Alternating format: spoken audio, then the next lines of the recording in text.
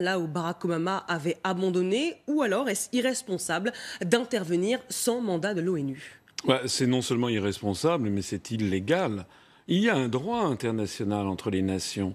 Un État n'a pas le droit de faire ce que vient de faire Donald Trump. D'ailleurs, Donald Trump, et si vous me le permettez, est en train de devenir le Tsipras américain. C'est-à-dire qu'après s'être fait élire justement en annonçant que l'OTAN était une structure obsolète et en annonçant qu'il voulait renouer de bonnes relations avec la Russie, il est en train de revenir aux errements de l'administration antérieure. Je me permets quand même de signaler que sur cette affaire, on ne sait absolument pas ce qui s'est passé. On en est rendu à apprendre les informations qui nous parviennent au compte-gouttes. Mais enfin, on n'est quand même pas des poussins de la veille. Rappelez-vous comment la guerre en Irak a été déclenchée. Paraît-il que Saddam Hussein avait des armes de destruction massive.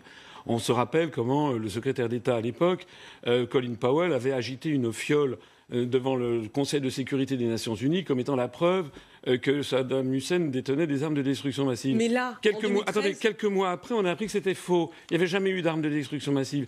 Rappelez-vous ce qui s'est passé avec le massacre de la Ghouta. Je crois que c'était le 26 août 2013. Aussitôt, il y a eu un bombardement chimique. Aussitôt, ça avait été le régime de Bachar el-Assad qui avait été accusé.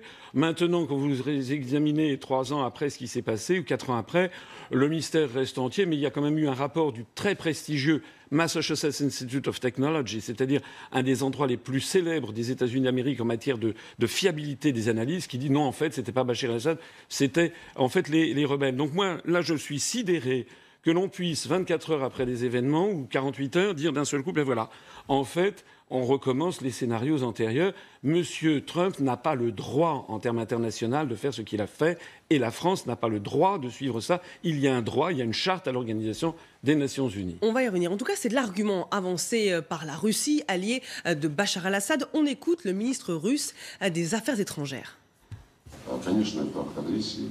Il s'agit d'un acte d'agression sous un prétexte fallacieux.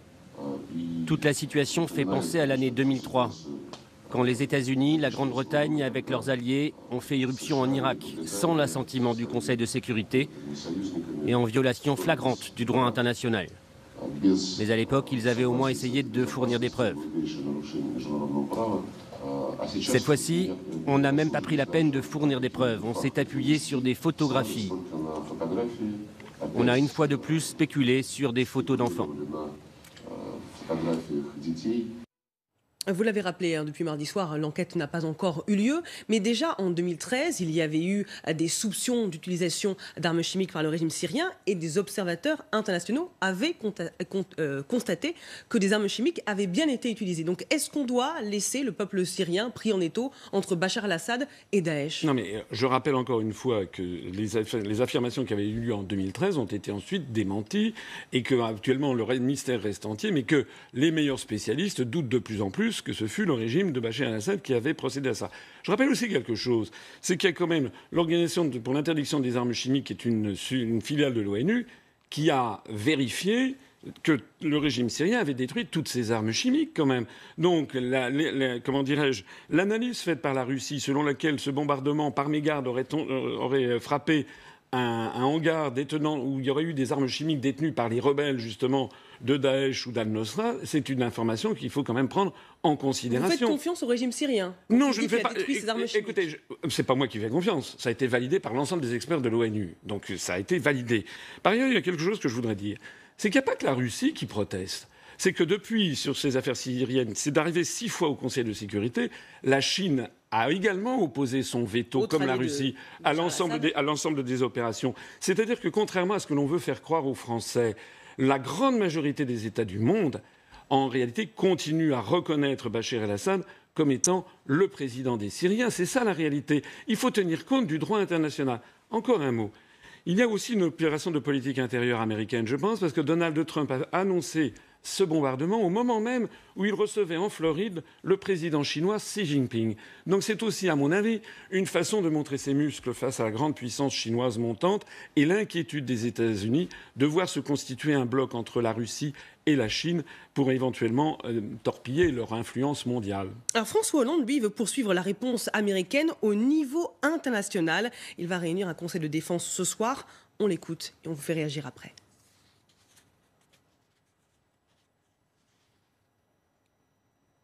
François Hollande qui désigne Bachar el-Assad comme le seul responsable des frappes américaines en Syrie. Il a d'ailleurs publié un communiqué commun avec Angela Merkel.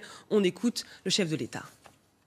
Après nous avoir informés, les Américains ont décidé de frapper un certain nombre d'installations en Syrie. Je considère que cette opération était une réponse.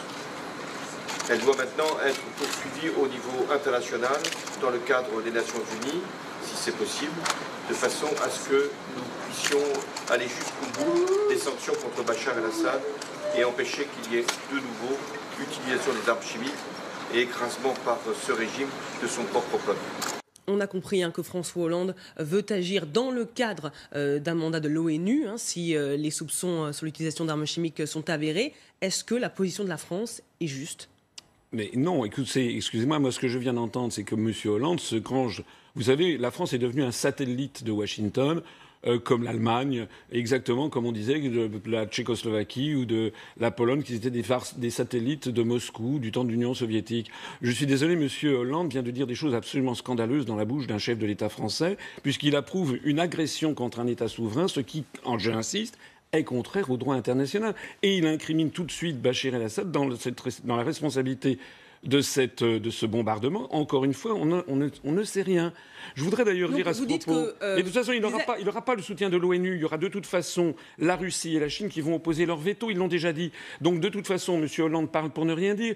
Il agite l'Organisation des Nations Unies, mais en fait, il est en faveur d'actions unilatérales dirigées par Washington. C'est ça la réalité. La France n'est plus une puissance souveraine qui mène, comme je souhaite, moi, à ce que devrait faire la France. C'est d'avoir la même position que la Chine, en définitive, qui est très prudente et qui dit on n'a pas le droit de faire ce que viennent de faire les États-Unis. Il faut une enquête indépendante de l'Organisation des Nations Unies.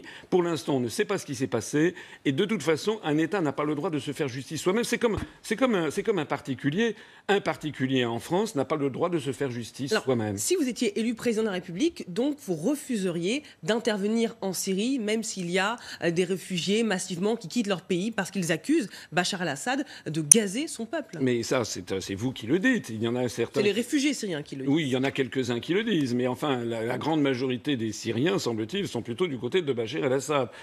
Moi, ce que je vois, c'est que... Savez-vous sur quels éléments vous appuyez pour savoir que le peuple syrien est derrière le régime ? Parce que lorsqu'un peuple veut se débarrasser d'un président de la République, eh bien, on le voit, M. Bachar el-Assad ne tiendrait pas depuis plusieurs années s'il n'avait pas le soutien d'une certaine partie de sa population. La situation est complexe. Vous savez qu'il y a Daesh d'un côté et le régime syrien de l'autre. Je n'ai pas dit que la situation n'était pas complexe. Voilà, moi, ce que je fais, c'est que vous savez ce que disait Charles de Gaulle dans les Mémoires de guerre, vers l'Orient compliqué, je partais avec des idées simples. Les idées simples, c'est faire respecter le droit international de toute façon. Et puis il y a une autre idée simple, c'est que nous sommes peut-être au bord d'une troisième guerre mondiale. Quand je vois des gens comme M. Macron, qui est d'une folle incompétence, d'une folle irresponsabilité, qui dit qu'il faut faire une intervention militaire en Syrie, M. Macron ne se rend pas compte de ce qu'il y a en face. En face, où il y a la Russie, qui est quand même la deuxième puissance nucléaire mondiale. Dans le cadre de l'ONU, avec l'accord de la Russie. Il ne dit pas qu'il faut partir sans l'accord de la Russie. Écoutez, ce n'est pas ce que j'ai vu. Moi, ce n'est pas ce que j'ai vu. Il le dit dans le cadre de l'ONU, c'est-à-dire qu'il ne faut pas qu'il y ait un veto de la encore Russie. Une fois, en tout cas, il a pris note, paraît-il, du bombardement. M. Macron approuve totalement les bombardements faits par les États-Unis. Donc M. Macron, qui n'a d'ailleurs aucune expérience internationale, et c'est quelqu'un qui a 38 ans, qui n'a pas d'expérience internationale, il est là en train de dire aux Français, la fleur au fusil, on va aller intervenir sur une information qui est sortie d'un chapeau. D'ailleurs, il y a aussi autre chose que je voudrais dire. Pourquoi est-ce qu'on parle toujours de la Syrie et qu'on ne parle jamais de ce qui se passe au Yémen ou de ce qui se passe au Congo, où il y a des centaines, des milliers de morts tous les jours qui y sont là, et jamais personne n'en parle dans les grands médias occidentaux. Ça veut donc dire qu'il y a des intérêts puissants derrière l'affaire syrienne, et que ces mêmes intérêts n'ont pas intérêt à ce que l'on parle de ce qui se passe à l'est du Congo ou au Yémen. Alors écoutez ces réactions politiques, vous évoquiez Emmanuel Macron. Il y a évidemment ceux qui sont partagés, qui émettent des réserves sur l'action de Donald Trump sans concertation avec l'ONU, et ceux qui soutiennent le président américain. Il m'apparaît étonnant d'agir avant d'avoir le résultat d'une enquête internationale indépendante sur ce sujet. C'est vrai que la frappe américaine rentre quand même un peu en contradiction avec les engagements qu'avait pu prendre Donald Trump, hein, lorsqu'il a dit que les États-Unis n'avaient pas vocation à être le gendarme du monde et qu'il voulait rompre avec l'ingérence qui avait été de mise lors des dernières administrations américaines. Bon. Je prends note de l'intervention américaine et de cette réaction.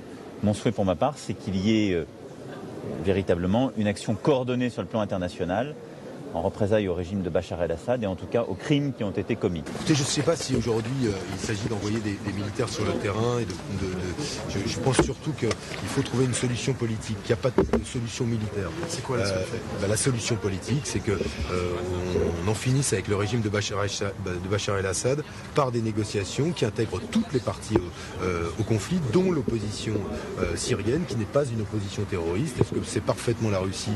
Est-ce que c'est parfaitement Bachar el-Assad? Quelle solution politique si on n'intervient pas sur le terrain? Alors je viens de réécouter M. Macron, il n'a pas du tout parlé de l'ONU, il parle d'une coalition internationale, ça veut dire États-Unis, Royaume-Uni, France, donc c'est bien. Il a dit clairement, en tout cas hier, non, écoutez, ça, je ne sais pas si vous êtes la porte-parole de M. Macron. Je redis les faits, Mais moi je ne l'ai pas vu, je n'ai pas entendu que M. Macron ait parlé de l'ONU. Moi ce que je dis, c'est que, et je suis le seul candidat à le dire, la France doit d'abord sortir de l'Union européenne et de l'OTAN, puisque l'Union européenne, par l'article 42, alors je sais que les gens rient quand je cite les articles, mais figurez-vous que c'est important qu'un président de la République sache de quoi il parle, n'est-ce pas? Est-ce que vous confiez les manettes d'un avion à quelqu'un qui ne sait pas piloter un avion? Moi, je sais de quoi je parle, j'ai une grande expérience au niveau international, j'ai été pendant plus de 2 ans au cabinet du ministre des Affaires étrangères. L'Union européenne nous place sous la tutelle de l'OTAN par l'article 42 du traité de l'Union européenne, et tant qu'on restera dans ces deux structures qui sont l'Union européenne et l'OTAN, nous allons être entraînés, comme on le voit maintenant, vers des conflits de plus en plus meurtriers et un risque de troisième guerre mondiale. L'Europe, c'est la guerre. L'Europe est en train de nous entraîner vers la guerre. Vous dites, ce n'est pas notre affaire, on ne s'en occupe pas. Je ne dis pas que ça n'est pas notre affaire. Je dis de toute façon que la France a été complètement discréditée dans cette opération, alors qu'elle avait un jeu à jouer. Si la France avait joué le jeu habituel qu'elle a, avec son influence justement en Syrie, au Liban et au Moyen-Orient, c'est-à-dire en se gardant de prendre parti pour les uns ou pour les autres, elle aurait pu être au contraire une puissance d'équilibre qui aurait, à mon avis, pu faire apparaître un message de paix et une solution pacifique et politique. On en est désormais très loin. La France a été mise hors jeu par notre alignement complet derrière Washington. Alors en France, dans cette campagne où rien ne se déroule comme prévu, les électeurs ont sorti les sortants, ils manifestent une envie de renouvellement.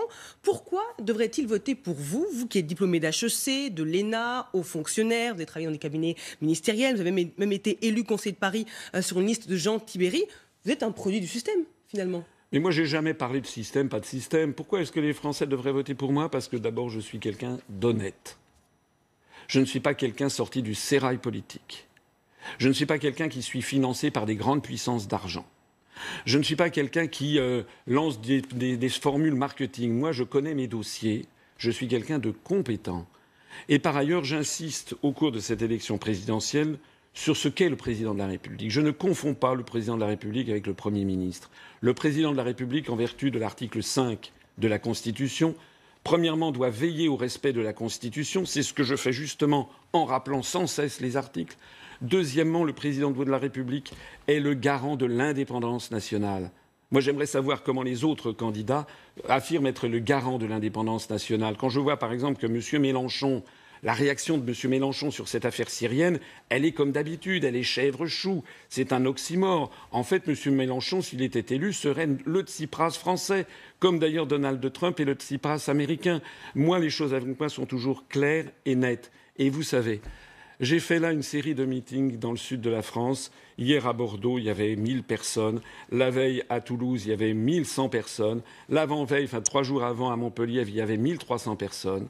Et je suis revenu en train, dans le métro, dans le train, dans le tramway à Bordeaux. Les gens viennent me voir, me prennent en photo, ils me disent « c'est vous qui allez être la surprise ». Vous êtes très clair sur votre volonté de sortir de l'Union européenne et de la zone euro, c'est votre mesure phare. Mais à l'heure où 3/4 des Français sont encore opposés à une sortie de l'Union européenne, quels arguments vous avancez pour les convaincre? D'abord, je ne sais pas si ce sondage est vrai. Voilà, moi, vous savez, les sondages, il y a des sondages qui me donnent à 0,0. Bon, les sondages officiels, mais quand on va voir les sondages me concernant sur Internet, excusez-moi, mais je crève tous les plafonds. Donc il y a quand même un problème. Alors les médias disent oui, c'est parce qu'il fait agir ces cybermilitants. Et alors les autres, ils n'ont pas de cybermilitants. Paraît-il que M. Macron ou M. Mélenchon sont des champions. M. Macron de la modernité, M. Mélenchon serait un champion d'Internet. Pourquoi ils n'en voient pas? Moi, ce que je vois, c'est que... Sur le fond, mais il y a quand même des gens qui sont réticents. Eh bien, écoutez, sur le fond, vous leur dites quoi? Eh bien, si moi j'entre, si je dis ce que je dis, et si une majorité des Français n'est pas d'accord, ça prouve quoi? Ça prouve que je suis quelqu'un d'honnête. Ça prouve que je ne suis pas un politicien véreux qui est là en train de surfer sur l'opinion publique. Je suis donc le contraire d'un populiste.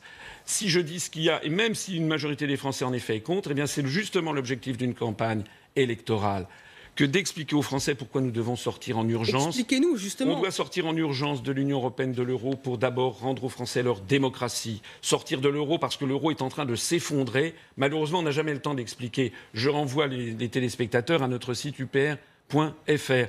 Sortir de l'Union européenne parce que, quel que soit le président de la République qui sera élu au mois de mai, sauf si c'est moi, puisque moi je propose de sortir de l'Union européenne, tous les autres proposent de renégocier les traités. Vous, c'est radical. Voilà. Moi, je fais l'article 50, c'est pas radical. C'est comme Mme Theresa May. Elle a lancé la procédure de l'article 50. Ça n'a strictement rien ni de radical, ni d'extrémiste. Elle a été obligée de le faire valider par le Parlement britannique. Oui, mais parce que...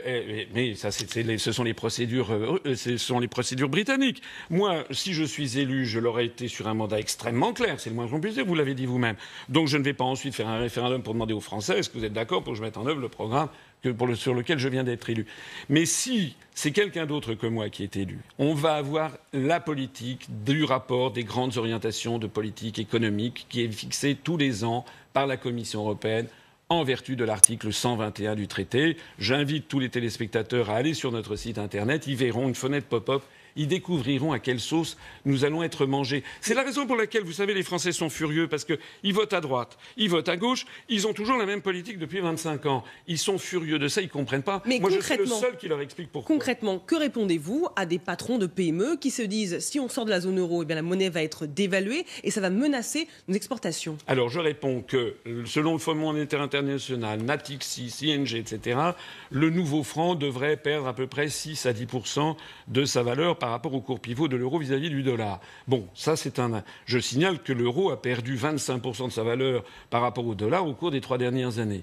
Deuxièmement, ça va au contraire dynamiser les exportations si le franc est un petit peu déprécié. Ça va rétablir la compétitivité externe de notre économie. Ça va faire plonger de 1 à 2 le nombre de chômeurs, 2 millions, le nombre de chômeurs. C'est pas moi qui le dis, c'est une étude qui avait été publiée. Les autres pays remettront aussi des barrières douanières. Mais ça, nous n'en savons rien. Ça sera justement l'objet des négociations. Mais prenez un exemple, la Suisse. La Suisse, n'est pas un pays extrémiste. C'est un pays qui n'est ni dans l'Union européenne ni dans l'euro. Est-ce que la Suisse n'exporte pas? Est-ce qu'on ne voit pas des produits Nestlé partout? Est-ce que la Suisse n'exporte pas des produits chimiques, des produits d'horlogerie, des produits du verre, etc., des produits agroalimentaires? C'est une très grande puissance industrielle qui exporte et qui importe. Il y a effectivement un tarif extérieur qui est peut-être appliqué à certains produits suisses. Le tarif extérieur commun de l'Union européenne, c'est 3% de la valeur. Imaginez que nous soyons obligés de rétablir 3% de droits de douane vis-à-vis, par exemple, de l'Allemagne. Qu'est-ce que ça changera? Si notre franc se déprécie de 10%, les Allemands, vous savez, ils vont continuer à acheter des produits français. Le monde entier va continuer à vouloir acheter du champagne, des parfums. Et sur la question de la dette, qui est détenue à 60% par des investisseurs étrangers, est-ce qu'il n'y a pas un risque qu'on paye plus cher et que ça touche le pouvoir d'achat des Français? Peu importe qui détient la dette, ce qui importe, c'est quel est le droit qui régit la dette. Or, 97% de la dette publique française a été rédigée sous le droit national, sous le droit français. Et 99%, 98,5% de la dette des particuliers, ça veut dire quoi? Ça veut dire qu'il y a un grand principe international qui s'appelle la lex monetae. Ça veut dire que les dettes seront remboursées dans la monnaie en cours au moment du remboursement, c'est-à-dire le franc. Contrairement à une légende entretenue par la propagande, si nous sortons de l'euro, eh bien, nous aurons un nouveau franc et les dettes seront remboursées au franc au taux de change officiel. Mais un franc qui risque d'être plus faible. Mais non, mais ça, c'est, si vous voulez, regardez ce qui s'est passé au moment du passage du mark à l'euro. Il y avait des investisseurs étrangers qui détenaient des créances sur le gouvernement, sur l'État allemand. C'était des créances en marques. Lorsque l'Allemagne est passée du mark à l'euro, il y a un certain nombre d'investisseurs, ça ne leur a pas fait très plaisir parce qu'ils ont estimé que l'euro intégrant les pays du Sud serait sans doute une monnaie plus faible que le mark ce qui d'ailleurs est vrai, eh bien, ils ont quand même été obligés de subir la lex monetae et personne n'a protesté. D'ailleurs, regardez ce qui se passe sur les marchés internationaux. Lorsque l'Allemagne fait des emprunts, elle obtient des taux d'intérêt qui sont plus faibles que ceux qui sont facturés à la France, et ceux qui sont facturés à la France sont beaucoup plus faibles que ceux qui sont facturés à la Grèce. Pourquoi cette différence de taux d'intérêt? La réalité, c'est que les marchés financiers internationaux, lorsqu'ils fixent des taux d'intérêt pour les trésors publics respectifs, ils intègrent l'hypothèse que l'euro explose et donc ils font payer une prime de risque supplémentaire à la Grèce ou à la France. Si ce risque se révèle, ils n'auront rien à dire puisqu'ils auront joué, et puis voilà. Si vous êtes élu, avec qui vous gouvernez? Parce qu'il faut bien une majorité à l'Assemblée pour appliquer sa politique. Ben, notez bien que c'est la même question que vous pourriez poser à Mme Le Pen. Mais on la pose Mélenchon, à Emmanuel Macron, à Marine Le Pen, très régulièrement. Voilà, donc moi, si je suis élu, je vais avoir, ça sera un bouleversement de la scène politique, c'est le moins que l'on puisse dire. Déjà, le premier bouleversement, il va avoir lieu le soir du 23 avril, le soir du premier tour, parce que moi, je suis très confiant. Vous savez, quand je réunis des milliers de personnes dans les meetings, les gens sourient, mais les gens rient même lorsque je leur dis que nous sommes crédités de 0%, alors qu'on a fait près de 1% il y a 1 an et demi, alors qu'on était beaucoup plus petit et que je n'étais pas connu. Donc je pense que je vais faire un score tout à fait significatif. Et si d'aventure je suis au deuxième tour, eh bien, vous savez, il va y avoir à ce moment-là des quantités d'offres et de ralliements. Mais je voudrais dire quelque chose. C'est que je ne suis pas seul. On a dépassé les 23 200 adhérents et que nous avons de nombreux talents maintenant à l'Union populaire républicaine. Par exemple, sur les questions monétaires, je cite souvent Vincent Brousseau, qui est quand même l'un des meilleurs experts mondiaux de l'euro. Il a travaillé 15 ans à la BCE et il a travaillé 6 ans au service de la politique monétaire. Nous avons à l'UPR des gens qui travaillent discrètement, bien entendu, des hauts fonctionnaires qui sont au Quai d'Orsay, qui sont au ministère des Finances, qui sont dans différents ministères et qui discrètement me font passer des dossiers. Nous avons du monde à l'UPR. Alors, il y a une attaque que vous ne supportez pas, c'est celle de conspirationnistes. Vous êtes classé comme théoricien du complot par l'Observatoire du conspirationnisme et vous répondez, comme hier à Bordeaux, on a écouté votre meeting en préparant cette émission, et vous dites c'est un comble qu'on m'accuse d'être complotiste quand on voit François Fillon qui parle de cabinet noir ou quand on voit Emmanuel Macron qui accuse la Russie de vouloir le déstabiliser. Mais certaines de vos déclarations peuvent surprendre. On va écouter ce que vous disiez aux 20h de TF1. Voici votre collègue de BFM qui nous explique que le FBI a aidé des musulmans à commettre des attentats. C'est pas moi, c'est BFM. Moi, on me traite de complotiste. Mais en fait, moi, je cherche ça, c'est le journal Le Monde. Le FBI mis en cause dans l'organisation d'attentats par des Américains musulmans. Donc Boko Haram, c'est la CIA, ce sont les services secrets américains, ainsi que Daesh et le marathon de Boston. Je ne vais pas vous sortir ici tous mes documents. Non, c'était votre credo. Je voulais juste savoir si vous le pensiez. Non, mais ça n'est pas un credo, monsieur. Ça n'est pas un credo. Est-ce que vous pensez que les États-Unis financent réellement Daesh? Mais encore une fois, je vais répéter exactement ce que je disais sur TF1. C'est pas un credo, ce sont des informations que vous donnez vous-même, que donnent vos collègues. C'est quand même ça extraordinaire. L'Observatoire de Conspiracy Watch, j'invite les téléspectateurs qui s'y intéressent à aller regarder qui est derrière. C'est la nébuleuse de Mme Caroline Fourest, etc., qui d'ailleurs a été interdite d'antenne pour ses mensonges avérés par M. Ruquier. Je ne l'ai pas inventé. Nous avons effectivement une petite structure qui est là pour balancer des fausses informations. Mais soyons sérieux, effectivement. M. Fillon a été traité de complotiste par M. Bayrou. M. Macron dit que en fait, c'est Vladimir Poutine qui manipule l'élection présidentielle en France. Qu'est-ce que c'est que cette histoire?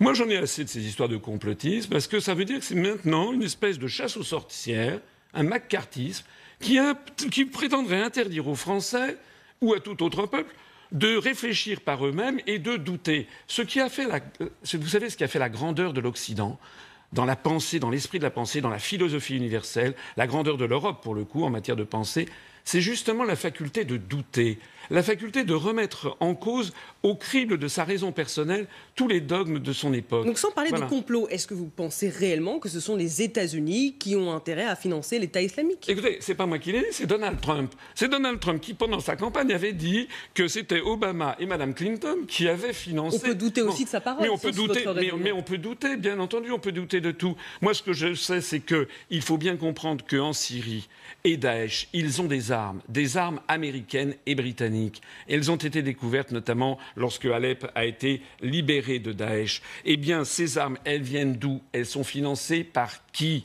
Voilà, ce sont les bonnes informations. Et vous savez, les Français ne s'y trompent pas. Moi, je suis en permanence abordé dans la rue par des gens qui me disent « Monsieur, vous avez raison, il y en a marre qu'on nous force à gober des bobards. Vous avez raison, il faut continuer à faire ce que vous faites. Vous êtes un homme droit, intègre et qui dit la vérité. Alors, une image, dans vos meetings, il n'y a évidemment pas de drapeau européen parce que vous voulez sortir de l'Union européenne, il y a le drapeau français, et puis il y a également ceux de l'ONU et de l'Organisation internationale de la francophonie. Pourquoi ? Alors, je vous remercie de souligner ça. Tous les candidats, ou presque tous, parlent devant le drapeau français et le drapeau de l'Union européenne, qui est en fait l'ancienne héraldique du Saint-Empire romain germanique bleu aux étoiles d'or. C'est en fait un drapeau de soumission à un pouvoir qui n'est pas celui des citoyens français. Madame Le Pen, quand elle parle uniquement devant le drapeau bleu, blanc, rouge. C'est un système un signe, un symbole de renfermement sur soi-même. Moi, je parle devant le drapeau de la République française, devant le drapeau de la Révolution française, mais aussi devant le drapeau de l'Organisation des Nations Unies, parce que je le disais tout à l'heure, vous savez, je suis très très logique. Moi, je veux rétablir le droit international, je veux que la France soit en bon terme avec l'ensemble des pays du monde. Et pourquoi je veux sortir de l'Union européenne ? Parce que si vous y réfléchissez en profondeur, en fait, c'est un apartheid planétaire qui ne dit pas son nom. En fait, la construction européenne est une vieille idée complètement anachronique. Dans le monde d'aujourd'hui, nous devons avoir des relations avec le monde entier, avec la Russie, la Chine, le Brésil, l'Inde, l'Afrique du Sud, etc., etc., et l'Organisation de la francophonie. Parce que je dis aux Français... C'est le mot de la fin. Oui, parce que je dis aux Français que le français, la langue française, est en très forte croissance. C'est un formidable message d'espoir. Notre avenir passe très largement avec les pays de la francophonie, notamment les pays d'Afrique. Vous savez, il y aura 760 millions de francophones en 2060. La langue française sera la 3e langue la plus parlée au monde. Et ce sera pour nous un formidable moyen d'exister au XXIe siècle. Le message est passé. Merci François Asselineau d'avoir été notre invité sur LCI. Restez avec nous, l'info continue.